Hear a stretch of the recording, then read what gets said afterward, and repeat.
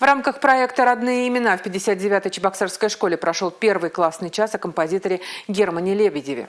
Рассказать то, чего нет в Википедии, найти эксклюзивную информацию, познакомить ребят с теми, кто имеет отношение к заданной теме. Задача проекта.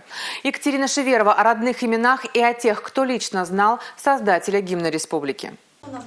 За каждым именем таится история известного человека республики, который сделал многое, чтобы ее прославить. Проект Анжелики Ивановой направлен на то, чтобы рассказать об этих людях, родных именах. Если мы сами не будем знать, чем знамениты наши известные люди, чем прославили Чувашию, как прославили, почему о нас, например, знают в других странах, почему знают в других регионах, благодаря кому, мы, мне кажется, не будем уважать ни себя, ни, наверное, народ чувашский. И это в первую очередь должно вызывать чувство патриотизма, что ты знаешь, каким трудом была дана нам, например, чувашская письменность.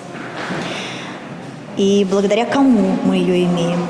На реализацию идеи Анжелика получила президентский грант почти 500 тысяч рублей. Первый этап работы – информирование людей в общественном транспорте. После запуска к названию остановки добавится пару предложений из биографии известного человека. Рассчитан проект на 5 троллейбусных и 5 автобусных маршрутов. Прозвучат 50 имен выдающихся людей. Вторая часть программы направлена на работу со школьниками, встречи с родственниками известных людей, коллегами и близкими друзьями, которые обязательно запомнятся ученикам. Такой интересный человек он был. И что интересно, веселый человек. Однажды после спектакля принесли его друзей.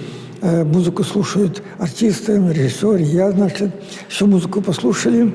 Уже кончается для спектакля музыка как положено. И опять какая-то музыка, веселая такая музыка. А это что, спрашивает режиссер?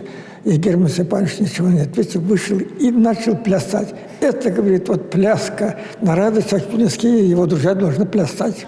Увлекательные игры и викторины только закрепили полученные знания. Ребята уже спешат прочесть книги и еще больше узнать о жизни Германа Лебедева. Мне понравилось очень, потому что это была личная информация, то есть именно от людей, которые с ним были лично знакомы. Это не когда ты забиваешь в интернет его имя и узнаешь лишь поверхностную информацию. Они были такими же, как мы, но мы смотрим на них и понимаем то, что мы тоже способны на великие дела.